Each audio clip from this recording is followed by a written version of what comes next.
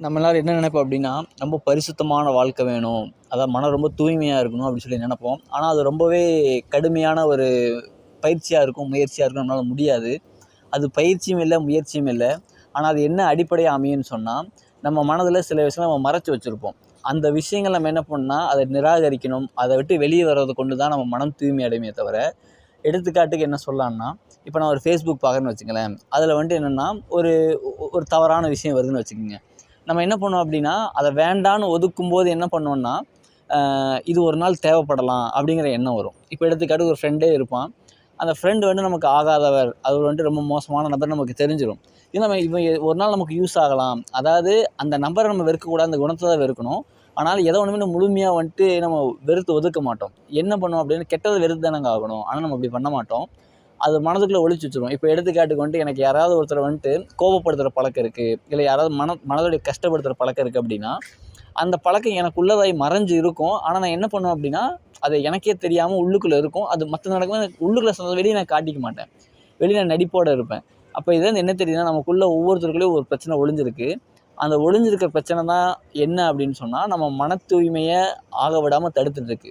இப்ப நம்ம என்ன பண்ணோம் அப்படின்னு சொன்னா, நமக்குள்ளேயே ஒரு விஷயங்கள் மறைஞ்சிருக்கும். இப்ப இன்னும் தெளிவா சொல்லணும் அப்படின்னு சொன்னா, இப்ப எனக்கு வந்துட்டு பொய் சொல்ற பழக்கம் இருக்கு. இல்ல ஒருத்தர வந்துட்டு காட்டிக் குடுக்குற, அதாவது ஒருத்தவங்கள வந்துட்டு சண்டை மூட்டி விடுற பழக்கம் இருக்கு அப்படின்னு சொன்னா, அது என்னைய விட்டு போகாது. எனக்குள்ள தான் இருக்கும். மறைஞ்சு உள்ளுக்குள்ள இருக்கும்.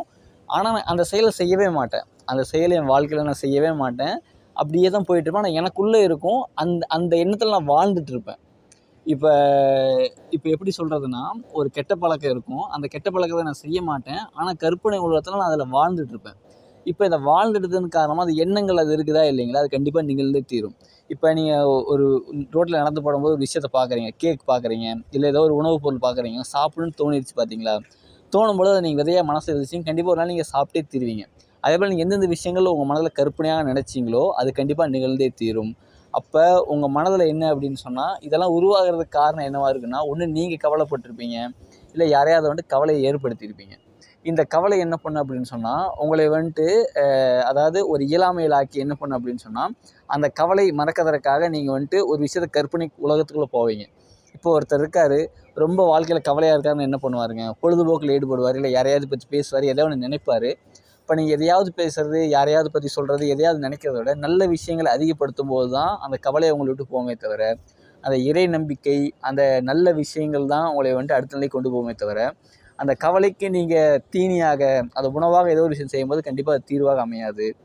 இப்ப நம்ம மன தூய்மைக்கு தடங்கலா இருக்கக்கூடிய ஒரே விஷயம் என்னன்னா, நமக்குள்ள இருக்கக்கூடிய அந்த கெட்ட விஷயங்கள மறைச்சு வச்சிருக்கிறது தான். அத முழுமையாக விட்டுறணும். முழுமையாக விடுறது அப்படின்னு சொன்னா, இப்ப எடுத்துக்காட்டுக்கு வந்து எனக்கு வந்து அதிகமா இனிப்பு சாப்பிடுற பழக்கம் இருக்குன்னு வச்சுங்களேன்.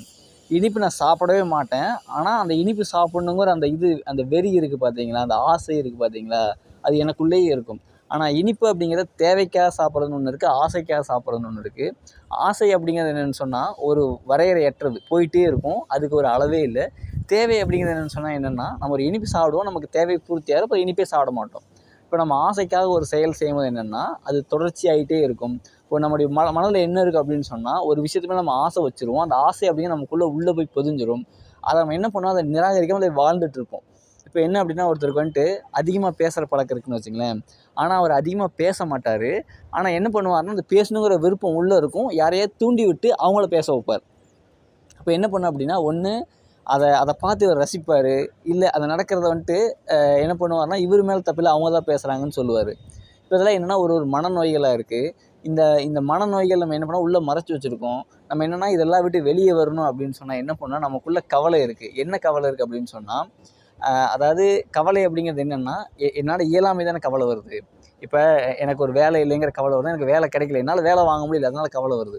அதேபோல எனக்கு என்னன்னா, நான் ஒரு சிகிச்சை செய்யணும். நோயாளி நல்லாக மாட்றாரு. எப்படா நல்லாவாருங்கிற கவலை வருது. ஏன்னா எனக்கு நல்லாக்க தெரியல. இப்ப இயலாமையின் போது தான் கவலை வருதே தவிர, நம்மனால அப்ப அந்த கவலைக்கு நம்ம என்ன பண்றோம் அப்படின்னா, நம்ம இயலாமை அப்படிங்கிறத மறைக்கிறத விட்டு போட்டு, நம்ம என்ன பண்றோம்னா, அந்த அந்த கவலைய சரி செய்யறதுக்காக, அந்த இயலாமைய மறைக்கிறதுக்காக என்ன பண்றோம்னா, வேற ஒரு விஷயத்துக்குள்ள நம்ம போயிர்றோம். அதே சமயம் அந்த கவலைய நம்ம உள்ளுக்குள்ளேயே கொதிக்க வச்சுருவோம். என்னால முடியல, அத இயற்கைட்ட ஒப்படைச்சுட்டோம், இல்ல இறைவன்ட்ட ஒப்படைச்சுட்டோம்னு சொன்னா, அது நம்மளை விட்டு போயிரும். இப்ப எனக்குள்ள ஒரு கெட்ட குணம் மறைஞ்சிருக்கு அப்படின்னா, அத நீங்க என்ன பண்ணுங்க அப்படின்னா வந்துட்டு, அத அத நீங்க சரி செய்ய நினைக்காதீங்க. அத வந்து இயற்கைட்ட, இறைவன்ட்ட நீங்க ஒப்படைச்சிருங்க. இறைவன்ட்ட நீங்கள் வந்துட்டு இயற்கையிட்ட நல்ல விஷயங்கள் அதிகப்படுத்தும் போது என்னென்னா ஆட்டோமேட்டிக்காக நல்லாயிரும். இப்போ எடுத்துக்காட்டுக்கு வந்துட்டு என்னென்னா, உங்களுக்கு வந்துட்டு ஒரு உடம்புல ஒரு தொந்தரவு இருக்குன்னு வச்சுங்களேன். அப்போ அந்த தொந்தரவுக்கு நீங்கள் என்ன பண்ணணும் அப்படின்னு சொன்னால், சாப்பிடாமல் இருக்கிறீங்க, தண்ணி குடிக்காமல் இருக்கிறீங்கன்னா, அப்போ பசிச்சிருக்கும் போது என்ன பண்ணணும், நீங்கள் உடம்பை வந்துட்டு சுத்தம் பண்ணுறதுக்கு வாய்ப்பு கொடுக்குறீங்க. அதுபோல் உங்கள் மனசில் ஒரு தூய்மை இல்லாமல் இருக்குன்னா, அந்த மனசை நீங்கள் சுத்தப்படுறதுக்கு நேரம் கொடுக்கணுமா இல்லைங்களா? மொபைல் யூஸ் பண்ணாமல், யார்கிட்டையும் பேசாமல் என்ன பண்ண அப்படின்னு சொன்னால், எந்த தொந்தரவும் இல்லாமல் அதை ஓய்வு கொடுக்கும்போது மனசு சுத்தமாகும். இப்போ நல்லது அதிகமாகும் போது என்னென்னு சொன்னால், உங்களை விட்டு கெட்ட விஷயங்கள் போயிடும். நம்ம அதை பண்ணாமல் என்ன பண்ணோம்னா, அதை சரி செய்யறதுக்காக முயற்சிகள் செய்வோம். என்ன முயற்சிகள் செய்வோம்னா, இதை மறைக்கணுமா, ஏதோ ஒன்று சரி பண்ணணும், நீங்கள் எதுவுமே பண்ண வேண்டாம். அந்த நேரத்தில் உங்களுக்கு வந்துட்டு மனசு என்ன சொல்லும் அப்படின்னா, ஓய்வு எடுக்க சொல்லும். அப்போ அந்த அந்த இறை அறிவிப்பை கேட்டு நீங்கள் பொறுமையாக இருந்தீங்கன்னா, உங்கள் மனசில் ஒழிஞ்சிருக்கா இல்லைங்களா, அது உங்களை விட்டு போயிடும். அதை நீங்கள் எதுவுமே பண்ண வேண்டாங்க. நீங்கள் பொறுமையாக இருந்தீங்கன்னா அது போயிடும். பொறுமை ஒன்று தான் எல்லாத்துக்கும் மருந்து. வேறு எதுவுமே இல்லை. இப்போ உங்களுக்கு ஒரு கெட்ட பழக்கம் இருக்குது, அந்த கெட்ட பழக்கம் உங்களுக்குள்ளே பொதிஞ்சிருக்கு. சில நேரம் என்னன்னா அது விஸ்வரூபமாக உங்களை எடுத்து வெளியே வரும். அப்போ என்ன பண்ணால் நீங்கள் பொறுமையாக இருக்கணும். பொறுமையாக இருந்தால் என்னங்க ஆயிரும் அப்படின்னா, பொறுமையாக இருந்தால் தெளிவு கிடைக்கும். அந்த தெளிவுக்கு ஒரு வழிகாட்டல் கிடைக்கும். அந்த வழிகாட்டல் நீங்கள் சரியாக அதை கையாளுவீங்க. 2வது அது உங்களுக்கு வரக்கூடிய காரணம் என்ன அப்படின்னு சொன்னால், அது நீங்கள் வந்துட்டு அதை பண்ணணும் தான் உங்களுக்கு வெளியே வருது. இப்போ நீங்கள் பொறுமையாக இருந்தீங்கன்னு சொன்னால் அது உங்களை விட்டு வெளியே போயிடும். அப்போ அந்த மறைஞ்சிருக்கு பார்த்தீங்களா, அது மறைஞ்சு உள்ளதாக இருக்கும். ஒரு நேரம் அதிகமாக வெளிப்படும்போது நீங்கள் பொறுமையாக இருந்துட்டீங்க, இறைவன்ட்ட பிரார்த்தனையாக வச்சிட்டீங்க, இல்லை பொறுமையாக இருந்தீங்கன்னாவே நீங்கள் பிரார்த்தனை பண்ணுறதுக்கு சமம் தான். கண்டிப்பாக அது உங்களை விட்டு நல்லாயிரும். அப்போ யார் யாருக்கு மனசில் என்ன உள்ளுக்குள்ளே இருக்கோ அது நல்லாகணும் அப்படின்னு சொல்லி விருப்பப்படுங்க. அதே சமயம் என்னென்னு சொன்னால், அது நல்லாகணும் அப்படின்னு சொல்லி பிரார்த்தனை வைங்க. அந்த பிரார்த்தனை கண்டிப்பாக நடக்கும்னு நம்புங்க. கண்டிப்பாக நடக்கும். கண்டிப்பாக உங்களுக்குள்ள பிரச்சனை எப்போ அந்த இது சரியாகுதோ, அந்த அந்த எண்ணங்கள்லாம் தூய்மை பெறுதோ, அப்போது வந்துட்டு உங்கள் மன தூய்மை அப்படிங்கிறது கிடைக்கப்பெற்று நீங்கள் வந்துட்டு நல்ல வழியில் வாழக்கூடிய நபராகவும், மற்றவங்களுக்கு வழிகாட்டு நபராகவும், உங்களுக்கு வந்து மக்கள் பயன்படக்கூடிய நபராகவும் நீங்கள் மாறிடுவீங்க. சரிங்க.